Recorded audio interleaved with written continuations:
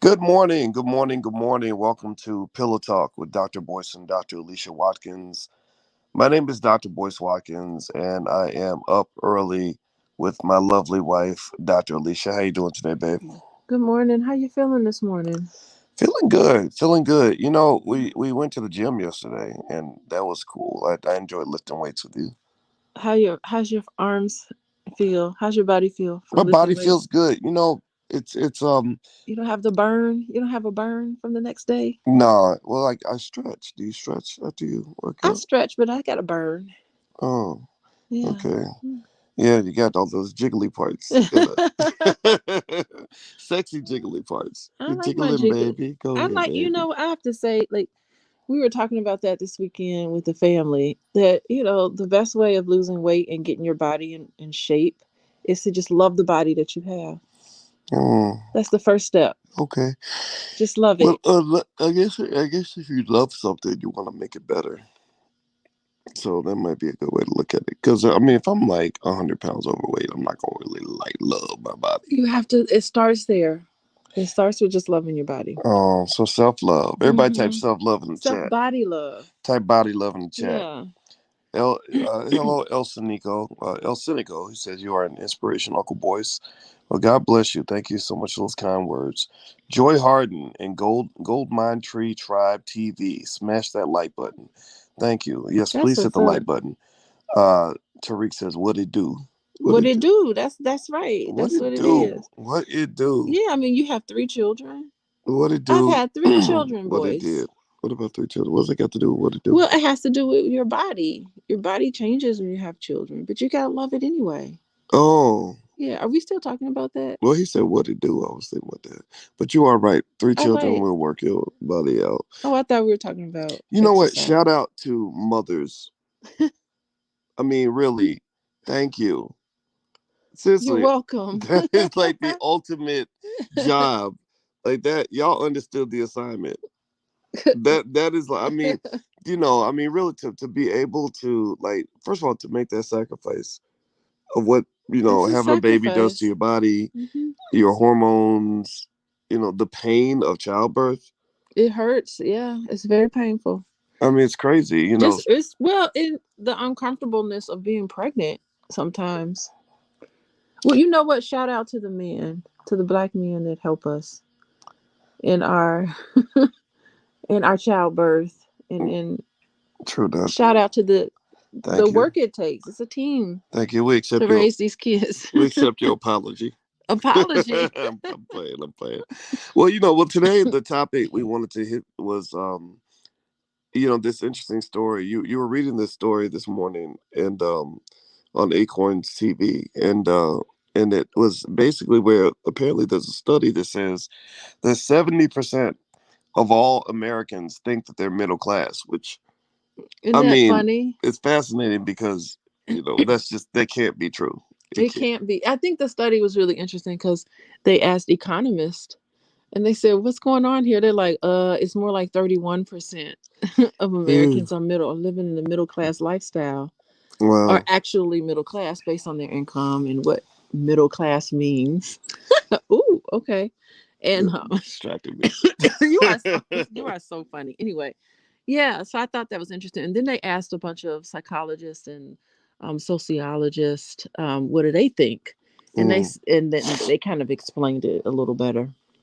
Well, it's interesting to me. It's almost like how like when somebody says 80% of all people feel like they're above average, which is, Uh, again is impossible. And so let me read the article, and then we can kind of mhm. understand this, because I think it's interesting, because for me as a financial person it's Mhm. interesting to me, but also with you being a person that understands psychology really well, Mhm. I know that Mhm. that's what got your attention. So it says about 70% of Americans consider themselves middle class, according to a 2017 study by Northwestern Mutual. But according to most economists' definitions, that's not possible.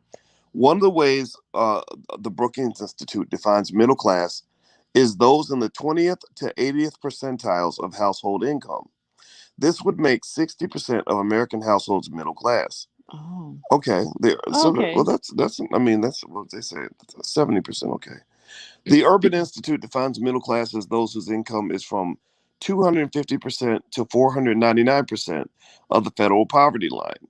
By Mm-hmm. this measure, 31% of households were middle class in 2019, and that's before the pandemic. Mm-hmm. And the Pew Research Center, which uses government data to take into consideration household sizes and income, found that 52% of Americans live in a middle income household in 2018. So let's see. Wait, so economists can't even agree on what's middle class? No, the economists don't agree on nothing. Y'all don't agree on it. Are you an economist? You're not really an I'm an economist. I mean, I had economics PhD students in my classes. Did you really? Yeah, Okay. yeah. Like economics, finance and economics are like cousins. Uh-huh. Like finance is basically applied economics. It's a type of economics. Wow, I think social work and economics are cousins too, Yeah. because we're always interested in why people are poor Mm, yeah. and Yeah. what safety nets are there for them. Yeah. You You can know? imagine a lot of economists that out here that study poverty. Yeah. How it works, where it comes from, how to alleviate it, and things like that. So I can see that point. Mm-hmm. Yeah. So here's what else they said. They said conflating income and class is a mistake, though. Some experts say the reason so many Americans believe they are middle class has nothing to do with income, but other cultural indicators.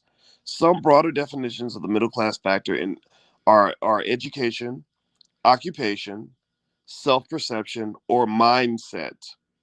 Interesting. So they're saying Mm. that a lot of times being middle class isn't just about how much money you make, it's about how your brain works and how you feel about your life and the profession you have.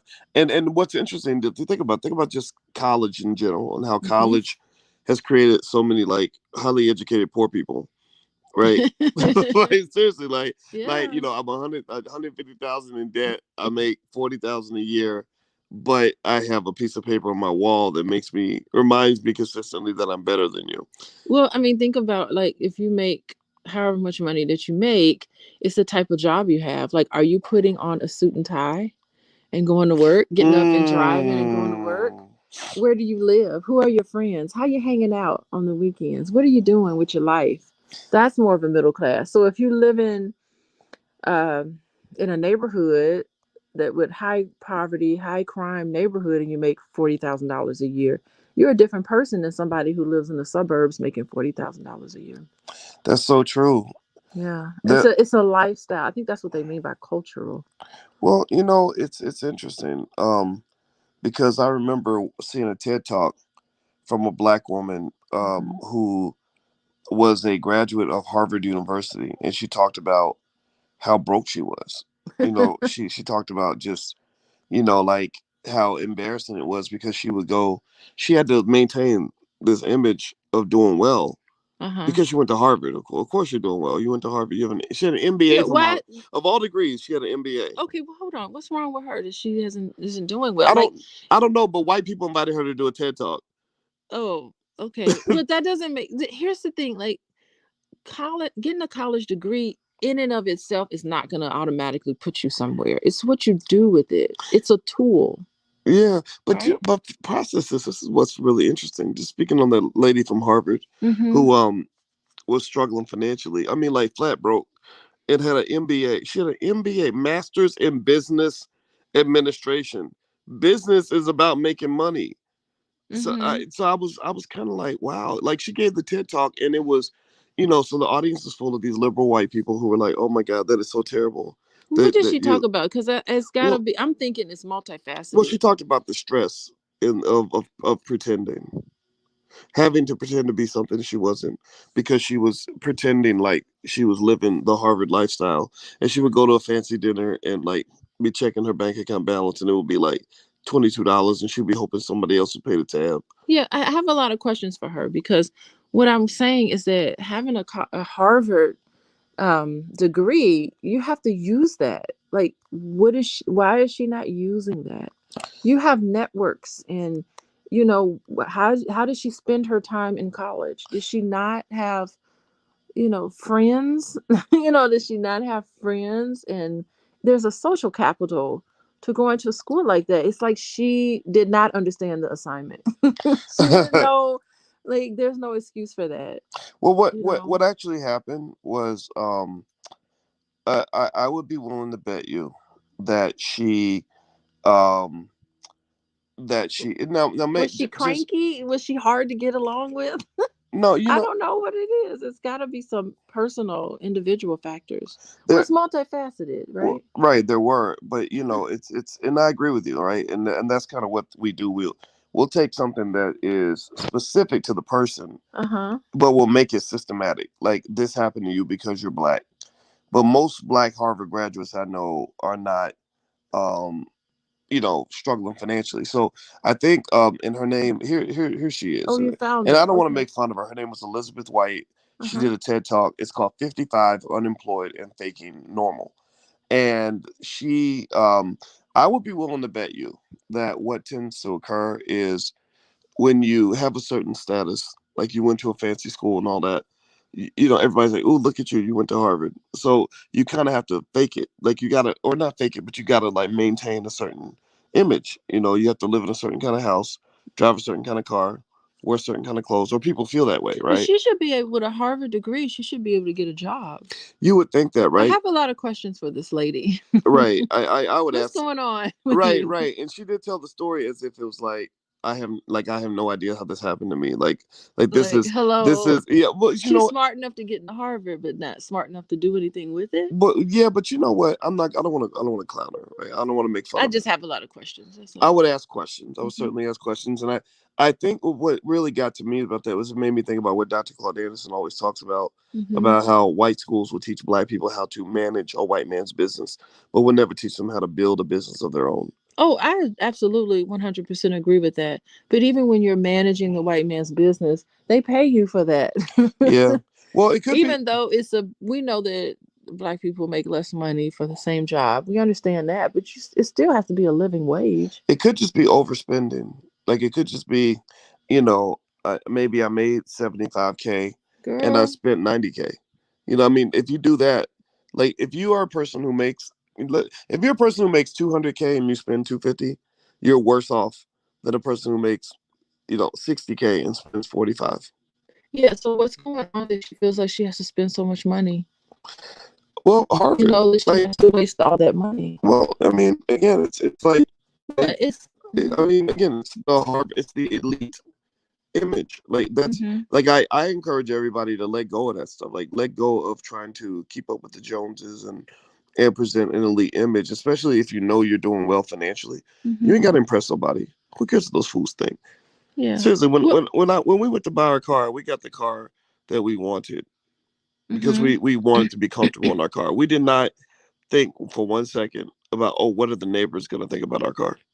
no, Oh we don't think about that. But I mean, wait, am I considered a graduate of a elite school? Probably, right? University of Chicago. yeah, Yeah. that's So, that yeah, yeah, I duh. mean, I don't remember. I just remember like there's always networks there. There are always people you can connect with. People I graduated with, they're doing great things right now. I could Mm, always reach out to them and say, "Hey, what's up?" These are black people doing wonderful things in Chicago, and hmm I could just I connect with them. Hey, what's up? If I ever needed a job or But if it's I not needed about. But you connections, understand. It's not I could about. rely on that. Yeah, but you're missing. I think you're missing a little bit of the point, Okay, babe. what am I missing? It's not about having a job. There are plenty of people that have jobs and good jobs Uh who are huh. struggling financially. It's more about like how you spend your money, Oh, okay. right? Like Okay. if this lady is making 100 grand and spending 120 grand a year, Hmm. then you're losing. So You know. who's she going to dinner with? It's like, are you gonna pay $50 for a dinner? Let's just say, and it's an investment.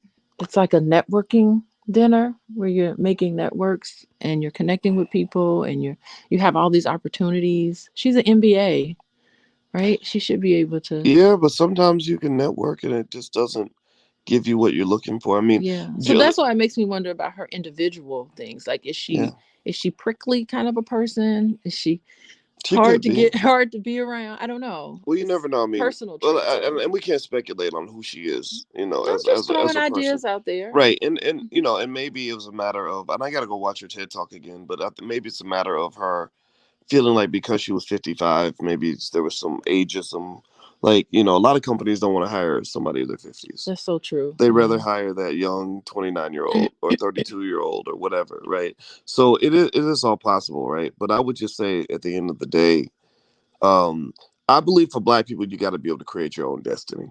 Like that was my solution. The day unemployment never even entered into my universe ever again was when I made myself, what's the word? I made myself unemployable, and I put myself in a position where I'm never gonna fire myself. Like Boyce always got a job. I can always apply for a job, and I know Boyce will bet on me. Oh, don't do that. I know it's third. I'm speaking about myself in the third Can you person. just try to make it? Doctor Please Watkins, don't do that. Doctor Watkins will always bet on Boyce. You know, And that's if I could. That's a pet peeve of mine. I know, but I'm gonna do it right now. I'm gonna do it because I'm feeling the Holy Spirit. Seriously, I'm The feeling. Holy Spirit's not telling you to speak in the third person. Yes, being economically free. Like any are there any economically free Black people in the building? Like anybody who's had a little bit of a come up, maybe the last couple of years. I want you to just give me a yes in the chat if you just feel so good each day, like getting up knowing that your life is full of possibilities that you didn't have before. I don't know about it. I don't know. Maybe I'm the only one. I don't know, but You're not the only one. You know, there's plenty of people out there. yeah, it's a I can good feel it. it's a good feeling. You know, like the day I knew I didn't have to go serve that man no more. Like Hmm. that was the best feeling. Like for a Black man, I don't know. I mean, you know, you're a cute red bone, so maybe the white man. I'm sure Master's much Easier nicer on than. me. Yeah, Yeah. if we were on the plantation, I'd probably be in the field. You know, he might invite you into the Sort of in the house. field. I don't know. I think you'd be the driver. I could be. I You'd don't be the know. driver. I for sure would be in the house, Nah, I'll be. getting Well, Master being would. treated very cruelly in that Well, house, Master wouldn't the want big me house. around because Master wouldn't wake up that morning. I'd be the one who eventually like made sure Master didn't get up. Oh, we would stage a coup for sure. We'd be out of there. Oh, like Bonnie and Clyde. Bonnie and Clyde. Yeah, we'd be Get away, conspiring. boys, in your horse and carriage. That's true. I'd be like, okay, you go in there and you gain their trust. You get them to let Oh, their I guard down. poison their food and everything. Everybody be dead in the house. There we Anyway, go. so That's get right. back to the middle Nice, class. mentally healthy conversation. I sure would do it. Okay, so Anyway. yeah, so anyway, by the way, we this is Pillow Talk with Dr. Boyce and Dr. Alicia Watkins, and this is where we lay against our pillows and talk about a bunch of stuff that, you know, in case you ever wonder what two college professors talk about when we wake up in the morning and we're laying in bed. This is the stuff that we talk about. So we decided to make it into a podcast. You can follow Alicia at Coaching with Dr. Alicia. She's a licensed therapist and a full professor of social work. And actually, she and I are teaching a class on the drama-free family, actually on December 5th. So if you want to join us for that class, you can go to Coaching with Dr. Alicia on Instagram, click the link in the bio, and there should be a link for the drama free family class. Is it on sale? It should be. I don't know. We can go check. I think it's a Cyber Week. Yeah. Okay. Cyber Monday week sale. Yeah, that's always everybody's got sales for Everybody's everything. got sales. Yeah. Yeah. Mhm. Well, okay. Well, anyway, if you guys want to join us, feel free. It's built around dealing with baby mama, baby daddy drama that so many of us have confronted.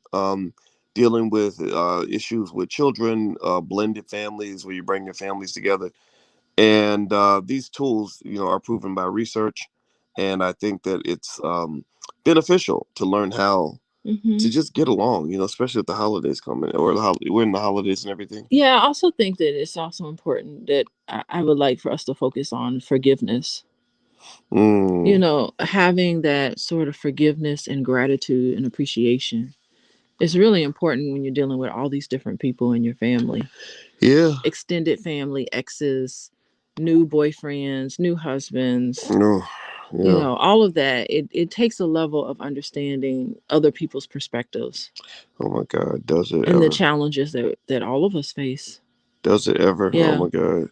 You're so right. You're Hmm. so right about that. You know, it's tough, you know. And the thing is, you know, we got to remember, you know, we also have a culture where we came up from slavery, you Yeah. know, and it just it creates a lot of complexities in terms of how we deal with each other and how we feel about ourselves and things like that. And last night, by the way, everybody, I did a deep dive lecture that you can actually be a part of for free. Every week we do the book club, and we read Dr. Claude Anderson's books. We're reading Black Labor, White Wealth, and Wow. they were talking about in the book. He was mentioning how America could not have survived if it hadn't been for the slaves. Yes. Yeah, Yes, you're right. yeah, In the South for sure, because the South was making a ton of money off the cotton. I mean, they were shipping that stuff out everywhere. yeah, yeah, Yeah. yeah, and And the sugar cane yeah, too. and even Yeah. in the very beginning, like 1619 to 1660, Yeah. where they really started to codify and really document the fact that black people are subordinate to whites. Like this is when they started making it into law and all that. Yeah. Like the very infancy of slavery in America. They the big thing going on was they had all this land. The white people had received all this free land, and they were like, we don't know how to, we can't do anything with this land. We need a workforce. We need a reliable workforce of people who can be disciplined, unpaid, and subordinate, who would just Mm-hmm. know their place. And that's when they started to really indoctrinate the idea of black people being inferior and being slaves. So this, you know, it was a 400-year thing. And Native Americans couldn't do it, right? Well, Native That was Americans, such too much of a yeah. Well, challenge. white people and Native Americans didn't have the stamina, Mm-hmm. the physical stamina that black Mm-hmm. people had. And also Native Americans, they were just built different. They were. They They, are even now. yeah, Yeah. they were like, if you try to enslave us, I'm going to spend every day figuring out how to kill you. Yeah. It was. Yeah. Yeah, like like you won't be able to. You gonna sleep with both eyes open because Mm-hmm. I will come in your bedroom at any Mm-hmm. point and take you out. And also Native, and because they were spiritual people, Oh yeah. they were just super spiritual, and our spirituality was zapped out of us, right? Because they took all that away. But Yeah. then also you had, Plus, they knew the land. They yeah, knew what to do. They had. Yeah, hmm, it was a little more challenging because it's their land or our land because yeah, we were part of the Native American they could get experience. away. And then Mm-hmm. also, Native Americans, if you enslave somebody from their family, they will come find their loved one. You know, in Africa, it's hard to do, right? Because you know, you in Kenya, somebody takes your child and they get on a Kenya. boat, yeah, or no, Yeah. or Ghana or whatever. They Mm-hmm. somebody takes your child on a boat and they're gone forever. You don't know what to do. Yeah. You know, which I can only imagine the pain that those parents felt, you know, with their children being stolen like that. But you know, in Ugh, America, like this was home court for them. that's So right. they're like, no, you take our baby, like we're going to be able to find you, and we Right. when we get there, it's going to be hell to Mm-hmm. pay. So, you know, so yeah, so black people made the perfect slaves, and what was interesting to me, what really got to me was when Dr. Anderson explained clearly, like they couldn't survive without Mm-hmm. you. Like America, all the wealth in America, Oh. everything that America is, they owe it to black people. It's almost like if somebody tells you like, oh, this person gave Michael Jackson his first record deal when nobody else would. Mm. You know, you would say, yeah, Michael owes his whole career to the guy. Yeah, and I think like because of this ongoing dependence on black labor, Mm, it almost can create a hatred toward that group of people. yeah, It's just like, God, I hate that I need you so much. yeah, And I have to maintain. It's almost like they were stuck in this system of slavery because that's all they knew how to maintain. Like, how do I get out of this? absolutely. Oh, Very fascinating. yeah, yeah. The MG, I see your question. Thank you for your donation. With the stock market, we'll talk about that a little bit later. If you go to the Black Financial Channel, I do stock market analysis 2 or 3 times a day. So, if that's your thing and you're interested in that, feel free to subscribe to the blackfinancialchannel.com. Also, if you want to join that class that we have on the 5th on creating a drama-free Sunday family, the 5th. Sunday the 5th, Yes. go to thedramafreefamily.com. That's the URL on the screen. All right, so let's jump back into this whole middle class thing, right? So this idea that, you know, 70% of all people consider themselves to be middle class, even though that's not possible. One thing that they said is that being middle class starts with a kind of cultural place. Mm-hmm. Your financial priorities matter more than how much money you make, according to cultural anthropologist Caitlin Zaloom, an associate professor of social and cultural analysis at NYU. Your class status starts with a kind of cultural place. It's not necessarily an economic one. We can lead with the idea that class is tied very closely to a particular set of aspirations, and whether or not people have the economic capacity to achieve those aspirations. So you're right. I think that it does start with class, and it's not so much income, right? In fact, I'm going to venture out and use you as an example. Um, Even though, like, so Alicia, I should tell. I'm just going to tell the story. I'm going to go out on a limb here. One of Alicia's colleagues, when Alicia was sitting with one of her colleagues and was stressing out over her job and how to get certain things done, and worried, wondering what to do next, and just a lot of I'm interesting. ambitious. Yeah, and I get that. I I get that, am. right? And the guy kept looking at you like really weird, like, why are you even doing all this? And you didn't understand that, and you told me that it was because he was like, you're married to Dr. Boyce Watkins, like, you don't have to be here. He sure did. And it's true, you don't, I mean, it's not a secret, like, people have looked up my net worth online and all that crap, and even though I don't know where they get that information, but but still, like, the point is to say, like, you're not a middle class woman, like, we're married, you're upper class based on our income and wealth and all that, but because your mind is still stuck in middle class, My mindset, yeah. that's just kind of where you are. And so, to their point, I think that could actually be applied to you, where they say that a lot of middle class people might really be lower class, but they have the culture of a middle class person. So Yeah. even without the income, which actually I think is a favorable thing. Maybe for you, the reason you feel like you're middle class when your incomes clearly says you're upper class is because we don't live an upper class lifestyle. We're not out here like spending $1,000 on a Birkin bag. We're not out here trying to, keep up with the Joneses and be hoity-toity. You ain't gonna come to our house and get wine and cheese and caviar.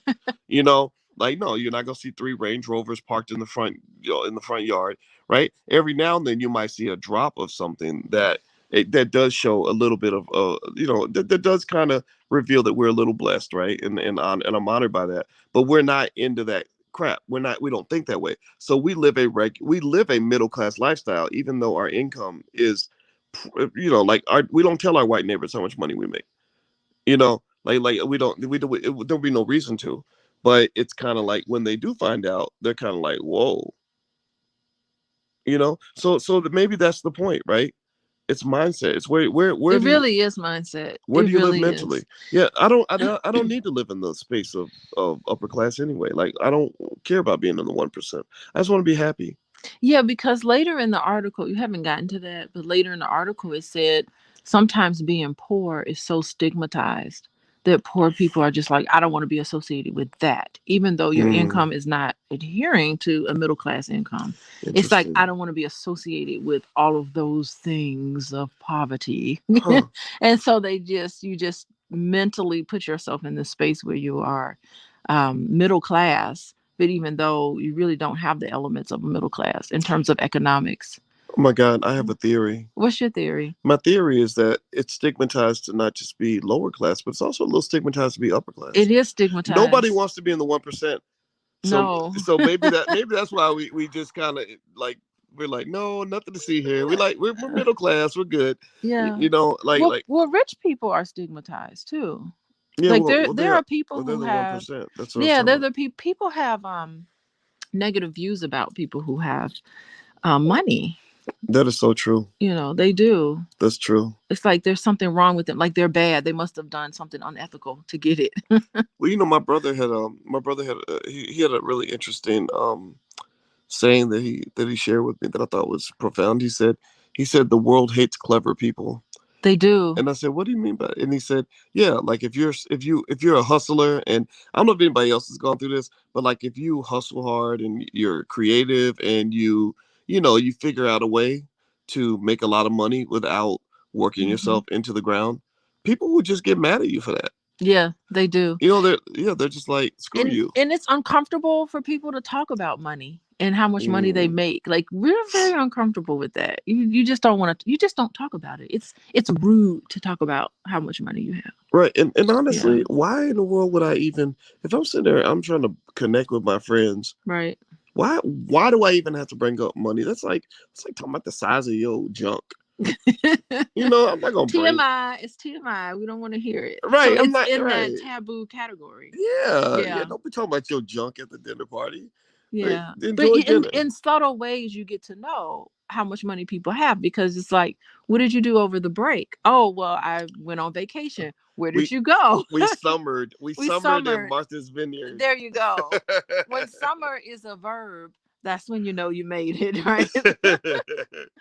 Yeah, Yeah. and then, but you know what's really crazy is like you have so many black families that are like that grew up in the hood, you know, where the parents grew up in the hood, but then they became middle and upper class, and they Mm-hmm. have these middle class children who don't know nothing about no struggle, No, they don't know nothing about it. spoiled as hell, and you don't know what to do with them. Mhm. Or you got people who have a lot of money and can get into middle class, which is considered the suburban lifestyle. But they just said, you know what, I'm still gonna stay in the hood. I Mm. could live there, but I'm gonna keep it real, so to speak, and I'm Well, gonna you stay know in the what? hood. Well, one thing that I think, well, let me say this. I think it's a misperception to think that staying in the hood means living in poverty, Absolutely, right? Like yeah. there are lots of places now in a lot of hoods across America where Hmm. you have black people who are doing well financially, Yep, and they're who like, no, I'm staying right here yeah, with who my have built people. very nice houses right there in their neighborhood, and have groups of nice houses, you There's some know. challenges that come with that too. Well, there are some challenges, you know. Hmm. My friend that stayed in downtown Louisville, you know, she'll talk about every now and then seeing some stuff that's a little bit disturbing. Sketchy. Yeah, a Hmm. little sketchy. But for the Yeah. most part, her life is actually quite good. Yeah, but I think it's like the ease of life, like living a suburban life when you have small children. It's Mm, just so much easier. Living in, and I have a lot of friends who raise their children in Chicago, and they talk about some of the challenges that they face. I don't face it because, mm, like, they're worried about, like, what school am I going to get my children into? Because to go to the public school is just not even, come on, that's not middle class status. Upper middle mm. class is my child has to go to Whitney Young or these particular types of schools, and I have to work with them to get them into a school where our public schools here are fantastic. Well, you know, one of the biggest problems that we Hmm. have to deal with, I think, for black people is I know there's a lot of black people who are doing well, who want to be in the hood, they want to be Hmm. in the city, and you got to fix this violence issue. You Right. got, I mean, just the fact that you live in Chicago or Philly, it's too much pain going around. There's too many Yeah. of our children, good kids, just being shot, out of nowhere. And you cannot, I don't care what anybody says, you cannot disconnect that from the fact that white people put this shit music on the air where they're promoting, like somebody mentioned this comment. Like, who was it that said it? Somebody said too much trap music, bargain worlds. That's a good point. Yeah. This music that's glorifying murdering black people. Hmm. Like, you literally have the marketing. You're marketing to young people that murdering a black person is a badge of honor. That's not a source of shame. It's not Hmm. something that that's going to have these consequences. You're literally marketing. Think about it. You're marketing the same way you market McDonald's or you market Hmm. Disneyland.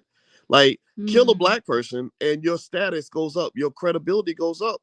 We'll Hmm. give you a better job if you murder a black person. You show up with 8 teardrops on your face and you say I got shot 9 times and I shot 9 black people, then we're gonna make you the most famous black person ever. So what happens is you hear these constant stories in all these hoods, Chicago and and Philadelphia and LA and all these other places where you know where you're just seeing all this sadness. Hmm.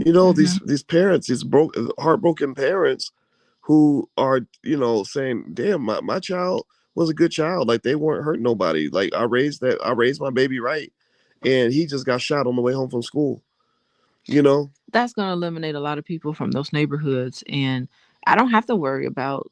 It's a privilege. I don't have to worry about my children. Not like that. In other ways, I worry about them. But hmm crime, there's very little crime in this yeah. neighborhood. Yeah. Well, and this, what's interesting is that I mean, theoretically it can get to anybody anywhere, It can right? get to Because anybody we anywhere. just Look saw what happened to. Clarence Avant, Oh my word! the guy, the What a black. very sad story Did y'all that hear is. about that? The Black Godfather. They did a whole documentary about him on Netflix, and his wife, they But she had got shot in the house. security. She had security at the house, and they Yeah. still got to her. So that just makes you wonder.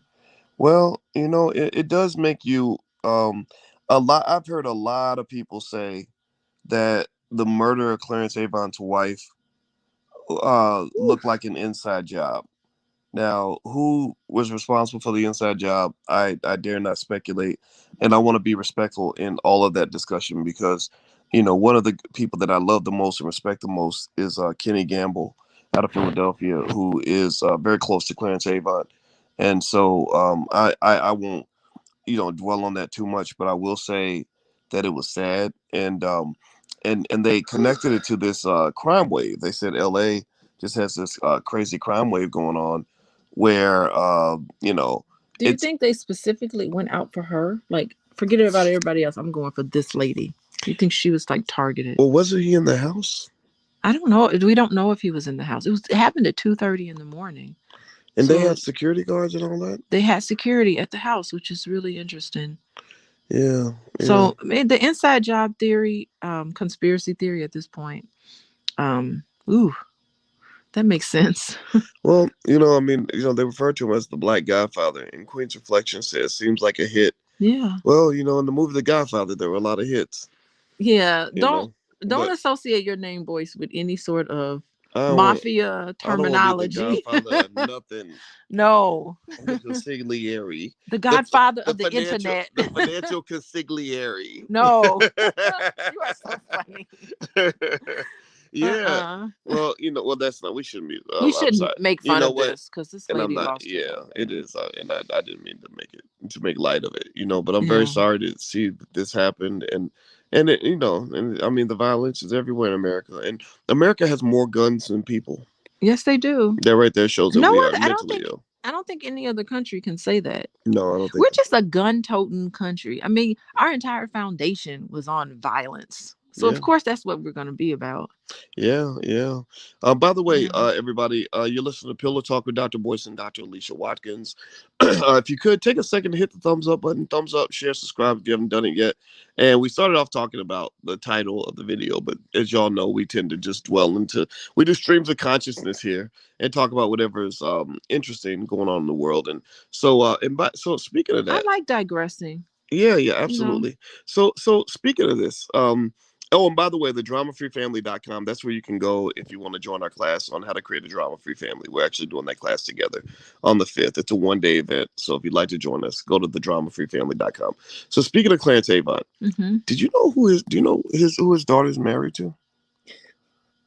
You told me this morning. I couldn't believe it. But that makes sense that he would be married to the CEO of Netflix. Yes.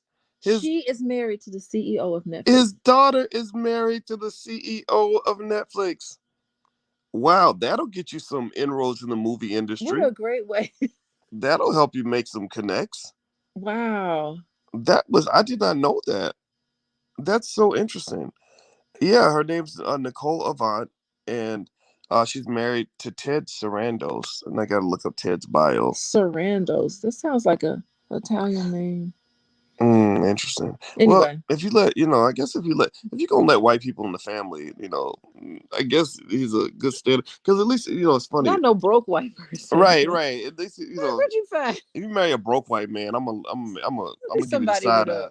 With Yeah, but he's the chief executive officer of Netflix. Literally, he is an American businessman who serves as the co-chief executive officer and chief content officer for Netflix. Content officer. Yes, yes, good for him. Well, what's interesting is that it makes me think about all the really good Black content that's been appearing on Netflix. Oh, we just finished last night. Yes, True Story. Shout out to Kevin Hart.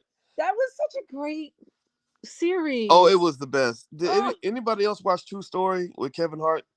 Let me know if you saw that. Bravo to Kevin Hart and Wesley Snipes. Oh, the acting was so great. Oh, and Wesley Snipes. I root for Wesley. Anything Wesley does. It should be nominated for something. Oh yeah, Wesley Snipes could be on trial for murder, and I'd be rooting for Wesley to kill him, because Wesley Snipes is he's a powernomics guy.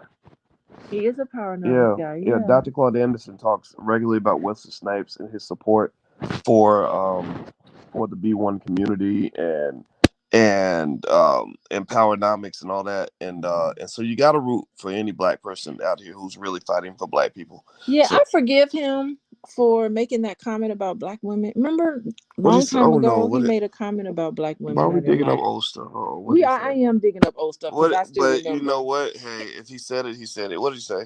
He said something. I don't remember what it was, but he said something derogatory about black women because I think he's married to an Oh, Asian woman or oh something. no, And that oh no. just, but you know, whatever.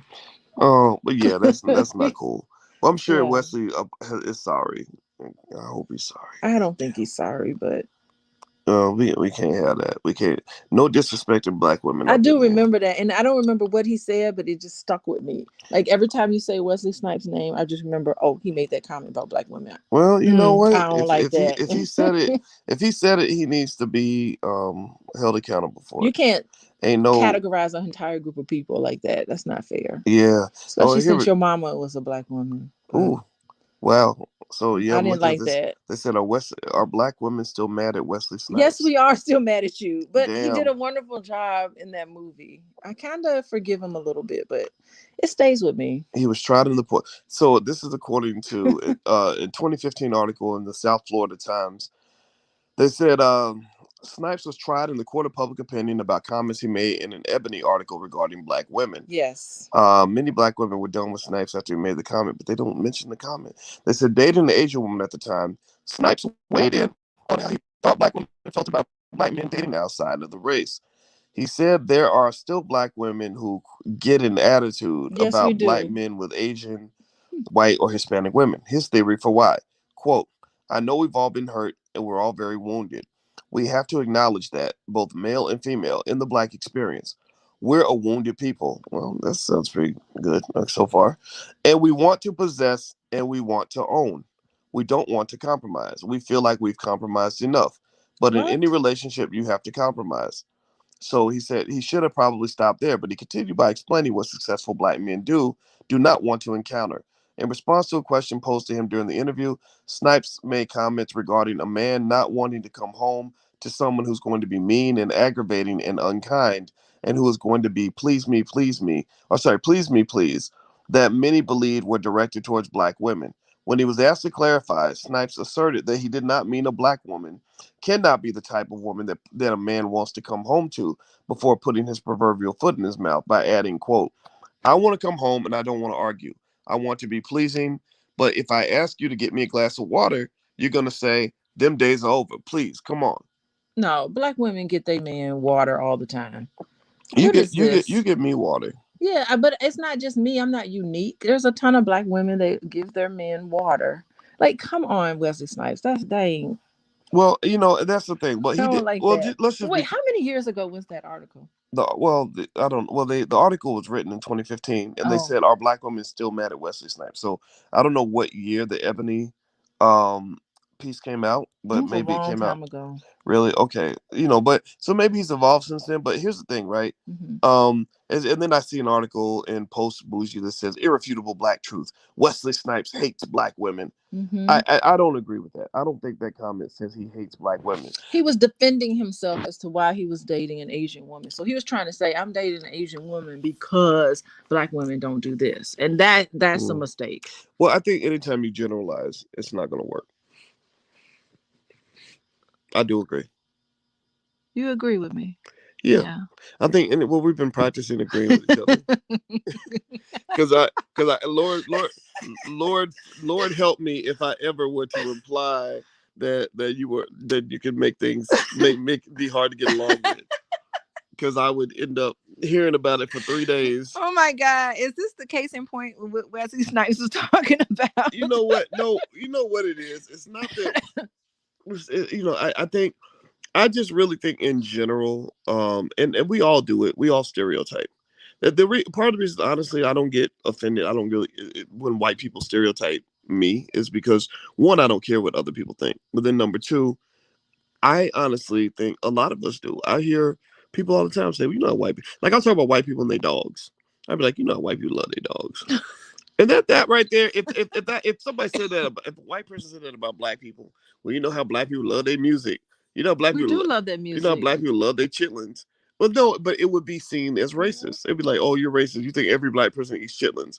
No, They were speaking in generalities, right? Like that's what we do, right? Okay. So I think um I think that there are cultural differences. I think any black woman who's dated a black man or dated black men, and also maybe dated, let's say, Latin men, and then dated maybe Asian men, she would probably be able to point out differences in culture. Mm-hmm. Right? Culture matters, and so, but culture does not matter as much as the individual characteristics of the person you're dealing with. Yeah, even that individual has some cultural tendencies or cultural themes going on, not even just in them and their family and their view of how they see family, how they see relationships, and how they see themselves. Yeah, so I think with Wesley, I think the mistake he might have made in that comment is not so much what he said, but more so about Mm-hmm. um making sure that, like, if they ask you about your Asian wife, or your wife, period, talk about your wife, right? Mm-hmm. She's a wonderful person. She knows what I like, Mm-hmm. love of my life, and that's okay. Yeah, I, because who else is married to an Asian? Dave Chappelle. Dave Chappelle, yeah, He not once says anything terrible about black women. Please yeah, don't, because if he yeah, did, that's it. yeah. He'd You really don't, be canceled. yeah. You don't have to say to Yeah, black women like, "This is why I reject y'all." yeah, No, you just say, you know what, Ming Su met me in the club, and she was the coolest lady ever, and we just yeah. got along and we got married, and people will just kind of be like, We'll okay. just be like, okay, whatever. Yeah, Yeah. right. So I think that's probably it. Like, because you think about it, you don't hear. I've never heard like Serena Williams say, "Well, I married Mm-hmm. a pasty white man Oh because gosh. black men are garbage." Well, come on, that Yeah. man was pasty. Yeah. So Dave Chappelle, I mean, I think he deliberately doesn't talk about his wife being Asian, because he did his bit and he talked about Asians, but he never really referred to his wife in that bit.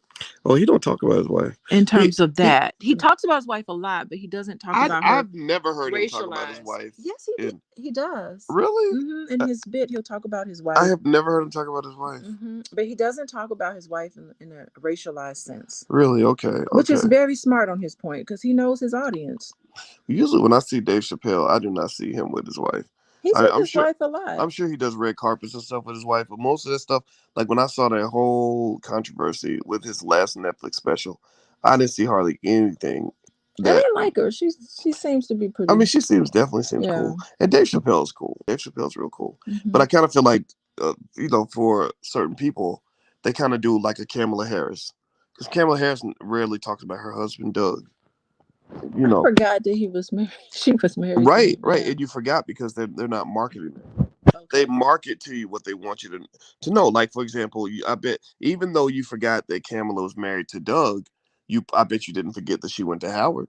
And you know what? You didn't forget well, I guess Barack Obama, even when he was running and everything, you didn't forget that Michelle was right there with him. Oh, Michelle was Because that in your made him face all the legitimate. time. Because Michelle was a Yeah, real black person. yeah. Like public figures, they let you see what they want you to see. Even us. Hmm. So there's Kamala with Doug. Look, they look so much in love. And she's a mother too. I think she's got stepchildren. Yeah. She's got Doug's kids. She raises Doug's. She's a good man. Where's No, the mama? sorry. How come the mama ain't? I didn't say nanny. I'm sorry. Did you say mammy or nanny? Well, Mammy's better actually. Oh, I was gonna say nanny, but it's not nice. I'm kidding. I'm joking. But maybe I'm not. But you know but no, seriously though, like, people, you see what they want you to see. So Hmm. you don't see Doug because Kamala really don't want you to see Doug. But you know she went to Howard because that was what she needed to get elected. You know she had the Chucks and Pearls, so you know Hmm. she's an AKA because Hmm. that's what she needed to get elected. Doug was a liability. That Stand down, Doug. We're trying to win this Right, she's election. like, Doug, I need you to duck. Your name's gonna be Duck Your name's gonna during be this election. Dodge. Right, your name's gonna be Doug and Dodge this whole election because we do not need black people to see that, Yeah. maybe I'm not black to the core. Because I think black to the core means you're like, I gotta marry a black person. Like, so Yeah. she could be defined as black, possibly, even though that's been debated heavily, but she's not blackity black. No, wait. Now her father's Jamaican and her mother is Her mother's Tamil. She's from India. from India. I don't see there. Well, that's not African American in that at all. But no, there's no African American. Well, that's what tends to happen in politics. Uh-huh. The black people that tend to get elevated, number one, they tend to be lighter skinned. Number two, they tend to be different from rank and file African Americans. Okay. Like like Barack Obama was raised in Hawaii and what was it, some part of Southeast Asia, Indonesia or something, Mm-hmm. and or you had a Valerie Jarrett who worked for Barack, who was a black woman who was raised in Iran. Come on, who the hell do you know that was raised in Iran? I'm not Uh-huh. nothing against Iran, right? Yeah. There's good people there, But they but didn't have the black experience, they did not have the black and experience. it showed because they're Yeah. out of touch. Oh, they're very out of touch. Mm-hmm. Very Mm-hmm. out of touch. And then so same thing with Kamala Harris. So I think it's interesting, right? But anyway, We so digress again. I know Get back to the we're article, just boys. digressing. But no, but see, to my point, Mm-hmm. that they want you to see, they let you see what they want you to see, right? So like a lot of people that know you, Mm-hmm. they see you and I, right? They don't know that I was in a whole relationship for the first 4 or 5 years that they knew me. I had a whole long relationship. You know about it. Mm-hmm. But I just never brought it up. I didn't, she and I both agreed. She was a nice lady, but she and I both agreed that we didn't really want to talk publicly about our relationship, and I didn't feel comfortable talking publicly about a relationship with a woman that was not going to be my wife. So Oh. until we had decided to possibly get to that point, we kind of kept it under wraps. But once I knew I was going to get married, I mean that I screamed that from the rooftops. and Oh. you- and you and you have to do that a little bit as a man, because you don't want to be out here pretending to be single when you really do have somebody at home, because Yeah. women will come to your inbox. Women will hit you up and be like, hey, would you like to go out? Hey, hey, Dr. Watkins, I really need you to call me to help me with a financial question that I have. And and Oh, that's a good one. yeah, yeah, people operate. So by me making it clear, like, hey, I got a whole wife, and she's awesome, and I respect her, and all that. I think that just kind of it minimizes the amount of confusion. Yeah. There's a lot of men out here, a lot of professional men. If you're like, wow, you're married, they never put their wife. We should call them out. They don't ever Well, put their I their don't call spouse up. nobody out. I ain't They calling never, nobody. but for good reason. I think sometimes it's a double-edged sword. So like if you showcase your wife, then that comes with some challenges. Well, I got called a whole simp on the internet, Yeah, and I was like, what? Wait a minute, how did I suddenly become a simp? Wait, because you wanted to get married. because I Yeah, love this woman. I'm not scared to say it. I think that actually takes courage. Like, the yeah. simp is the guy who's scared to profess his love in public. Somebody knows this. I'm not. What are you talking about? Like, I didn't get that, but it really Hmm. opened my eyes to how they've kind of deformed our culture. Like I just always thought that the goal of a black man was to be a king, and a king is it's hard to be a king when you ain't got a queen. And so Yeah. my goal was always like, okay, one day I'll have a queen and I'll be a full king. I'll be a full grown ass man, you know, with a family and a And living a middle class lifestyle. yeah, well, they ain't But like, and I think the middle class lifestyle is the ideal. well, It's the ideal American lifestyle. I just want to be happy. I think being happy is Hmm. the goal, right? Like I find that's to me, I found that to be more valuable than the money. The money is just a tool to find Hmm. the happiness, right? And I think self awareness, kind of knowing who you are and knowing what you want, and then when you get the money to go get the things you want, then that works for you. That allows you to kind of say, okay, I've done it, mission accomplished. And because eventually, because money wears off. Money Hmm. is a drug. It'll get you high for about 2 weeks, and then you go back to your miserable, shitty life again. Like True. seriously, like It's you so got to true. find your bliss. You got to find that shit that's more important than money. If you Look can't, at if you you. can't find that, then the money won't do it for you. I'm telling you. It's empty. There's a curvilinear relationship between money and happiness. Absolutely. You know, Yeah. and take it from a guy who gets paid $15,000-$20,000 to give 20-minute speeches. The money ain't gonna create the bliss for you. You got to find that on your own. And so I would encourage everybody. Like, I'm a big fan of therapy. I'm a big fan of taking the time of meditation, taking the time to establish self awareness, Figure out who the hell you are, and stop letting the media tell you who you're supposed to be, Mm-hmm. because they don't know you. So anyway, you got any final thoughts, babe? No, I think this is a really good topic, and I don't want to underestimate what happened to Avant, his wife. That Oh was a yeah, pretty sad thing, yeah. Oh, and I absolutely. saw her documentary on his documentary on Netflix. Oh, it Now we was so know good. about that. It was.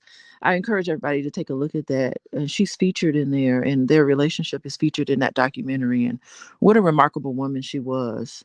Yeah, they've been Um, married what, 50 years? over 50 years they were married, and he loved. I mean, he was just in love with her. The entire storyline is beautiful. I think when she Um, was young, hmm when she looked like when she was young, she was like gorgeous. Oh, I mean, I mean, she's she's gorgeous gorgeous now. now. Yeah, Yeah. she's gorgeous now. But I bet when she was young, I want to see if I can find a picture of when they were young, because it's because I feel like I don't know, it's beautiful to see that, right? To see a family. Oh wow, okay, I found a picture. Oh, I'm, look how cute. I'm gonna share the picture with y'all. Yeah. And they interviewed the children in the documentary, and they're very, you can tell they really have themselves together, and I think they're got their grandchildren too. So it's just a beautiful family, I Yeah, thought. look at that. Oh, what a pretty family. Yeah. Huh? They got the big collars That from the was the style. 70s. That was the style back then. From the 70s. I love it though. I Yeah. love it. It's a great it's a good love story. And I'm sorry that she's not here anymore. Yeah. But they've had a good long life together. They have had, and I can't even imagine how he feels right now. Oh, I can't imagine either. Gee whiz. Sheesh. Yeah. Well, R.I.P. and Mm-hmm. our heart goes out. So God bless everybody. It was great talking to you. And again, this is Pillow Talk with Dr. Boyce and Dr. Alicia Watkins. Again, this weekend we're doing that whole class on how to build a drama-free family. So if you are interested in joining us, you can actually follow Alicia on Instagram. Go to Coaching with Dr. Alicia, and there's a link in the bio on how to join the class. So feel free. We're going to talk about communication techniques to help you get along better, getting intimacy with your partner, Mm-hmm. dealing with kids, and Mm-hmm. or other people's kids. Like just respect. Parental alienation is a big problem in our community. Yeah, I think it's Where domestic violence. Parental alienation is performing domestic violence on the non-custodial parent, well, damaging them let's psychologically. explain what that is in general. Yeah. Basically, like when you hear somebody say, he turned my kids against me, or she turned my kids against me, Mm-hmm. that's a type of parental alienation, and that happens in a lot of families. And there are ways to kind of deal with things like that. So this is really for people that really want to have healthier families. They really want to figure out, how do I get along with that relative that's driving me crazy, or how do I deal with this thing going on with the kids, or how do I. And I can tell you, around here it takes a whole village to deal with these little SOBs. See, now you went from children are so beautiful to, yeah, it takes a village to put these Fuck them kids in line. kids. I'm rubbing off on Oh, you. we love them. We love them so much. We really do. But I'm telling you, we really, it really takes like strategy. Oh boy. Yeah, it People really know. does. People know. Yeah. By the way, Ryan Brown made a donation. I want to say thank you, Ryan. I appreciate the donation. Thank you very much. And so there you go. So follow Alicia at Coaching with Dr. Alicia. The link is in the bio if you want to join the class Saturday. So God bless you guys. Have a great day. We'll see you soon. Take Okay. care. Goodbye, everyone.